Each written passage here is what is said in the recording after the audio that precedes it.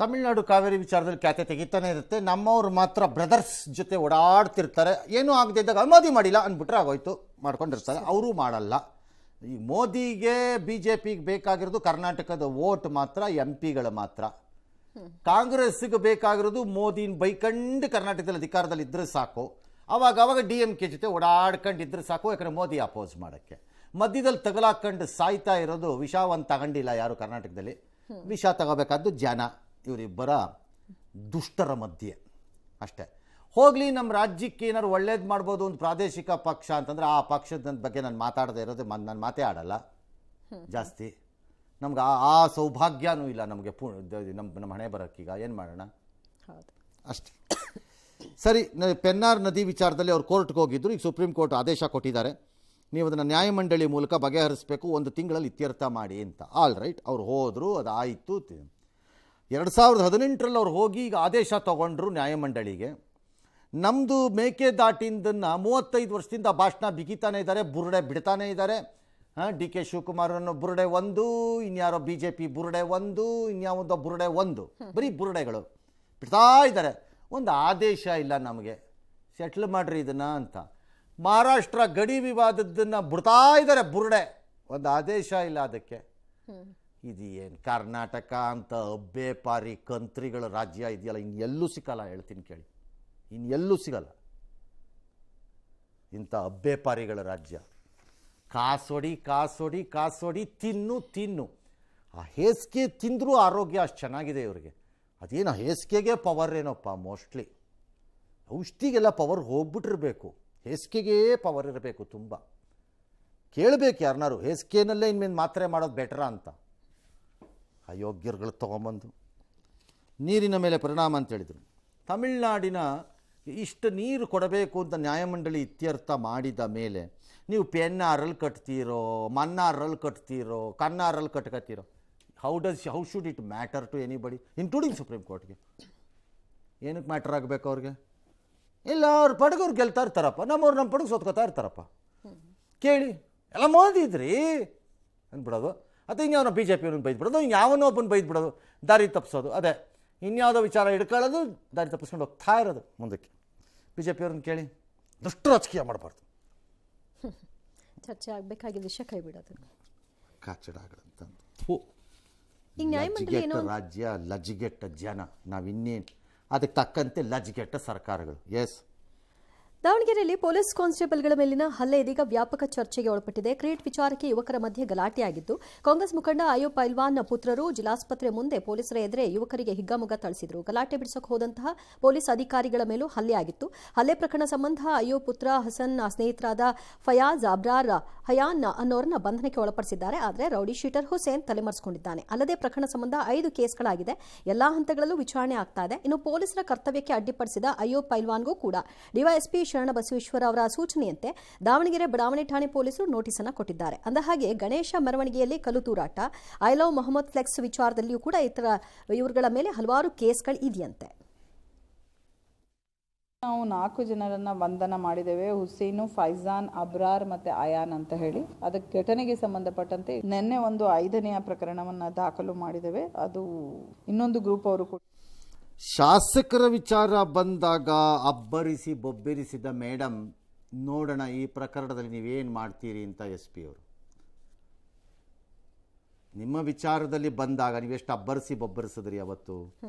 ಇವತ್ತು ನಿಮ್ಮದೇ ಸಹೋದ್ಯೋಗಿ ಹೆಣ್ಣು ಮಗಳಲ್ಲವೇ ಅಧಿಕಾರಿ, ನೋಡೋಣ ಏನೇನು ಮಾಡ್ತೀರಿ ಅಂತ ನಾನು ವೆಯ್ಟ್ ಮಾಡ್ತೀನಿ ಈ ಪ್ರಕರಣದಲ್ಲಿ. ಅದೇ let me see how much of policing integrity you will show ಅಂತ.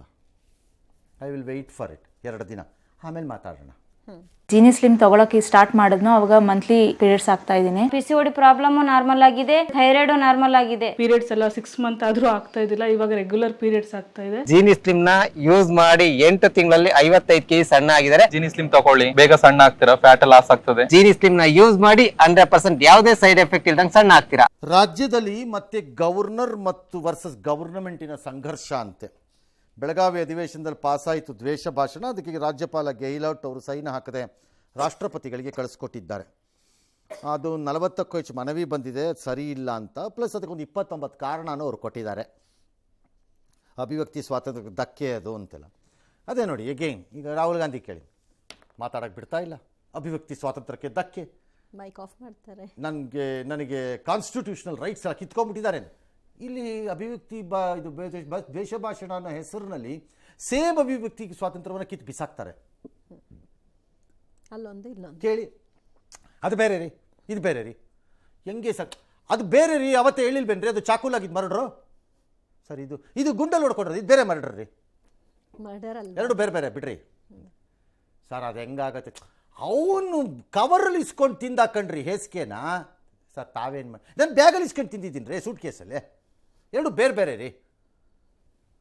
ಈ ಥರದ ಗಿರಾಕಿಗಳ ಮಧ್ಯ ರಾಜ್ಯದಲ್ಲಿ ಈಗ ಅವ್ರು ಕಳಿಸಿದ್ದಾರೆ, ಅದೇನಾಗತ್ತೋ ಗೊತ್ತಿಲ್ಲ. ಅದೇ ರಾಜ್ಯಪಾಲರ ನಡೆಗೆ ಬಿ ಜೆ ಪಿ ನಾಯಕರು ಸಮರ್ಥನೆ, ಕಾಂಗ್ರೆಸ್ ನಾಯಕರು ಕಿಡಿಕಾರಿದ್ದಾರಂತೆ. ಇನ್ನೇನು ಅಷ್ಟೇ, ಇಷ್ಟೇ ಕಿಡಿ, ಒಬ್ಬ ಕಿಡಿ, ಇನ್ನೊಬ್ಬ ಬಿಡಿ, ಇನ್ನೊಬ್ಬ ಬಡಿ, ಅಷ್ಟೇ ಟಿ ವಿನಲ್ಲಿ ಕೆಳಗಡೆ ಮುಗಿತಲ್ಲಿಗೆ ಮಾನದಿಂದ ಏನಣ್ಣ ಅಷ್ಟೇ ಚೆನ್ನಾಗಿದೆ ಅಷ್ಟೇ. Shame we are still living in this place ಅಷ್ಟೇ. ಪ್ಲಸ್ ಡೆಮೋಕ್ರಸಿ ಅನ್ನೋ ಹೆಸರಿನಲ್ಲಿ ಹಾಂ ಏನು ಹೇಳಿದ್ದಾರೆ ನೋಡ್ರಿ. ಏನು ಬೇಕಾಗಿಲ್ಲ ಅವ್ರು ಹೇಳಿರೋದು, ಎಲ್ಲವನಿಗೂ ಗೊತ್ತಿದೆ ಇವ್ರ ಆಟಗಳು, ಬೇಕಾಗಿಲ್ಲ ಯಾರು ಹೇಳಿರೋದು ಇವರು. ಎಸ್, ವಿಧಾನಸಭೆಯಲ್ಲಿ ಇವತ್ತು ಸರ್ಕಾರದ ವಿರುದ್ಧ R Ashok double commission bomb ಅನ್ನು ಸಿಡಿಸಿದ್ರು. ಗುತ್ತಿಗೆದಾರರು ಇದು 80% ಕಮಿಷನ್ ಸರ್ಕಾರ ಅಂದಿದ್ದಾರೆ. ನಗರಾಭಿವೃದ್ಧಿ ಇಲಾಖೆಯಲ್ಲಿ ಮಧ್ಯವರ್ತಿಗಳ ಹಾವಳಿ ವಿಪರೀತವಾಗಿದೆ, ಹಿಂದಿನ ಸರ್ಕಾರಕ್ಕಿಂತಲೂ ಕೂಡ ಅವ್ಯವಸ್ಥೆ ಇದೆ ಅಂತ ಗುತ್ತಿಗೆದಾರರು ಸಿಡಿದಿದ್ದಾರೆ. ಆಂಧ್ರದವರೇ ಪ್ಯಾಕೇಜ್ ಮಾಡಿ ಗುತ್ತಿಗೆ ತಗೋತಾರೆ, ಹಾಗಿದ್ರೆ ಕನ್ನಡಿಗ ಗುತ್ತಿಗೆದಾರರು ಏನ್ ಮಾಡಬೇಕು, ಅನ್ಯಾಯವಾಗ್ತಿಲ್ವಾ ಅಂತ ಕಿಡಿಕಾರಿದ್ರು. ಇದಕ್ಕೆ ನಗರಾಭಿವೃದ್ಧಿ ಸಚಿವ ಭಾರತಿ ಸುರೇಶ್ ಆಕ್ಷೇಪವನ್ನು ವ್ಯಕ್ತಪಡಿಸಿದ್ರು. ಇನ್ನು ಅನಭಾಗ್ಯದ ದುಡ್ಡೇ ಕೊಟ್ಟಿಲ್ಲ, ಇದು ಪಾಪರ್ ಸರ್ಕಾರ ಅಂದ್ರು. ಇದೇ ವೇಳೆ ಕುರ್ಚಿ ಕಲಹದ ಬಗ್ಗೆ ಚರ್ಚೆ ಆಯಿತು. ಅಶೋಕ್ ಎತ್ತಿದ ಪ್ರಶ್ನೆಗೆ ಮುಖ್ಯಮಂತ್ರಿಗಳು ಸ್ಪಷ್ಟನೆ ಕೊಟ್ಟು ನಾನು ಡಿಕೆ ಚೆನ್ನಾಗಿದ್ದೀವಿ ಅಂತ ಹೇಳಿದ್ರು. ನೀವು ಅಲ್ಲೇ ಪ್ಯಾಕೇಜ್ ಮಾಡಿ ಎಲ್ಲ ಆಂಧ್ರದವರಿಗೆ ಕೊಟ್ರೆ ನಮಗೆ ಅನ್ಯಾಯ ಆಗುತ್ತೆ ಅಂತ ಡೈರೆಕ್ಟ್ ಆಗಿ ಇಲಾಖೆ ಮೇಲೆ ಆಪಾದನೆ ಮಾಡಿದ್ದಾರೆ. ಹಿಂದಿನ ಸರ್ಕಾರಕ್ಕಿಂತ ಹೆಚ್ಚು ಕಮಿಷನ್, ಡಬಲ್ ಕಮಿಷನ್ 40% ಅಂತ ನೀವೇ ಹೇಳಿದ್ದು, 80% ಕಮಿಷನ್ ಅಂತ ಅಫಿಷಿಯಲ್ ಲೆಟರ್ ಬರೆದಿದ್ದಾರೆ. ಈಗ ನಾವು ಮುಷ್ಕರ ಮಾಡುವುದು ಬಿಟ್ಟು ಬೇರೆ ನಮಗೆ ದಾರಿ ಇಲ್ಲ. ತಾವು ತುರ್ತಾಗಿ ಸಭೆ ಕರೆಯದಿದ್ದರೆ ಮುಂದಿನ ದಿನಗಳಲ್ಲಿ ರಾಜ್ಯಾದ್ಯಂತ ನಾವು ಸರ್ ನನಗೆ ಬರೋದೇ 12 ಸರ್, 12 ಕಾರ್ಪೊರೇಷನ್ ಅಲ್ಲೇ ಕೆಲಸ ಬರೋದು. ಸುರೇಶ್ 31 ಜಿಲ್ಲೆಯಲ್ಲಿ ಬಂದ ತಪ್ಪು ಮಾಹಿತಿ, ಇದು ಗಾಳಿಲಿ ಗುಂಡೊಡಿಯುವಂಥದ್ದು ಆಗಬಾರ್ದು. ಯಾರು ಕುತ್ಕೊಂಡೆಲ್ಲ ಕುತ್ಕೊಂಡು ಪ್ರೆಸ್ ಕಾನ್ಫರೆನ್ಸ್ ಮಾಡಿದ್ರೆ ಅದಕ್ಕೆ ನಾನು ಆನ್ಸರ್ ಹೇಳ್ಬೇಕಾದ. ಚೀಫ್ ಮಿನಿಸ್ಟರ್ಗೂ ಡಿ.ಕೆ. ಶಿವಕುಮಾರ್ಗೂ ಜಗಳ ಇದೆ ಅಂತ ಹಾಲು ಸಕ್ಕರೆ ಅಂತ ಹೇಳಿದೆಲ್ಲಪ್ಪ, ನಿನ್ಗೆ ಹೇಳಿರೋದು ಹಾಲು ಅಂತ ನಿನ್ಗೆ ಹೇಳಿ ನನಗೆ ಸಕ್ಕರೆ ಅಂತ ಹೇಳಿ ಅವರು ಹಾಲು ಹಲ್ಲ ಹಾಲಾಹಲ ಅಂತ ಹೇಳಿದ್ರು. ಎಲ್ಲವೂ ಚೆನ್ನಾಗಿದೆ. 40 ಅಶೋಕ್ ಹೇಳಿದ್ದು ಸರಿ, 40% ಆಗ ಈಗ 80%, ಆಗ 40% ಸರಿ ಅನ್ನೋದಾದರೆ ಬೈರುತ್ತೆ, ಈಗ 80% ಸರಿ. ಎಲ್ಲೋ ಕೂತ್ಕೊಂಡು ಯಾವನೋ ಭಾಷಣ ಮಾಡಿದ್ರೆ ಅವತ್ತು ಕೆಂಪಣ್ಣ ಏನು ಇಂದ್ರನ ಸ್ವರ್ಗಕ್ಕೆ ಹೋಗಿ ಅವನ ಅರಮನೆಯಲ್ಲಿ ಕೂತ್ಕೊಂಡು ಪ್ರೆಸ್ ಕಾನ್ಫರೆನ್ಸ್ ಮಾಡಿದ್ರ, ಅವರೆಲ್ಲೋ ಕೂತ್ಕೊಂಡು ಮಾಡಿದಾಗ ಇದೇ ಬೈರತಿ ಆ್ಯಂಡ್ ಟೀಮು ಆನಂದವಾಗಿ ಅದನ್ನು ಬಳಸ್ಕೊಳ್ಳಿಲ್ವಾ, ಇನ್ಕ್ಲೂಡಿಂಗ್ ಯುವರ್ ಲೀಡರ್ ಬಳಸ್ಕೊಳ್ಳಿಲ್ವಾ ಅವತ್ತು? ಈಗಲೂ ಹಂಗಾರೆ ಸರಿ. ಅವತ್ತು ಎಲ್ಲೋ ಕೂತ್ಕೊಂಡು ಹೇಳಿದ ಪಾರ್ಟಿ ಸರಿ ಅಂದರೆ ಇವತ್ತು ಎಲ್ಲೋ ಕೂತ್ಕೊಂಡು ಹೇಳಿದ್ದು ಸರಿ ಹಂಗಾರೆ ಇಲ್ವಾ? ಅವ್ರು ಹೇಳಿದ್ರಲ್ವ ಅದೇನೋ ಆಂಧ್ರ ಗುತ್ತಿಗೆಗಳು ಅಂತ. ಅಲ್ಲ, ನಮ್ದೇನು 12 ಕಾರ್ಪೊರೇಷನ್ನು ಅಂತ, 12ರಲ್ಲಿ ಆಗಿರಬಾರ್ದು ಅಂತ ಯಾವನು ಹೇಳಿರೋನು? ಅದರಿಂದ ಒಂದು ಕೆಲಸ ಮಾಡಿ, ಯಾರ್ಯಾರಿಗೆ ಇಲ್ಲಿವರೆಗೂ ನೀವು ಅಧಿಕಾರಕ್ಕೆ ಬಂದಮೇಲೆ ಗುತ್ತಿಗೆ ಕೊಟ್ಟಿದ್ದೀರಿ, ಯಾವ್ಯಾವ ಪ್ಯಾಕೇಜ್ ಕೊಟ್ಟಿದ್ದೀರಿ, ಏನು ಅಮೌಂಟಲ್ಲಿ ಕೊಟ್ಟಿದ್ದೀರಿ, ಅವ್ರ ಹೆಸರು ವಿಳಾಸದ ಸಮೇತ ಪಬ್ಲಿಷ್ ಮಾಡಿಬಿಡ್ರಿ, ನೋಡೋಣ ಅದು ಯಾರಿಗೆ ಕೊಟ್ಟಿದ್ದೀರಿ ಗುತ್ತಿಗೆ. ಹಾಗಾದರೆ ಅರ್ಹತೆ ಆಧಾರದ ಮೇಲೆ ಅಂತ ಹೇಳಿ, ಅರ್ಹತೆನೋ ತಲೆನೋ ಗುತ್ತಿಗೆ ಯಾರು ಕೊಟ್ಟಿದೀಯ ಹಾಕು ಅಂತಂದ್ರೆ ಹಾಕಬೇಕಪ್ಪ. ಏನು ತಾತನ ಮನೆ ದುಡ್ಡ? ಅದು ಮುಚ್ಚಿಟ್ಕೊಳ್ಳೋದು ಏನಿದೆ ಅದರಲ್ಲಿ? ಹಾಕ್ರಿ ಮಂತ್ರಿಯಾಗಿ. ಯಾವನ್ರಿ ಅವ್ನು ನನ್ನ ಮೇಲೆ ಮಾತಾಡ್ತಿರೋನು? ತಗೊಳ್ರಿ ಪಟ್ಟಿನ ಅಂತ ಹಾಕ್ರಿ. 1ರಿಂದ 100ರವರೆಗೆ ಔಷಿಟ್ಕೊಬಿಡಿ, ಮಧ್ಯದಲ್ಲಿ 26 ಮತ್ತೆ ಅದಕ್ಕೆ ತಗೊಳಕತ್ತೀರಿ, ಆಮೇಲೆ ಹಾಕ್ಬಿಡಿ ಯಾವ ಆಂಧ್ರ ರೀ ಅಂತ ಹಾಕ್ಬಿಡ್ರಿ ಸುಮ್ಮನೆ. ಗೊತ್ತಾಗುತ್ತೆ. ಹಾಂ, ಎಸ್.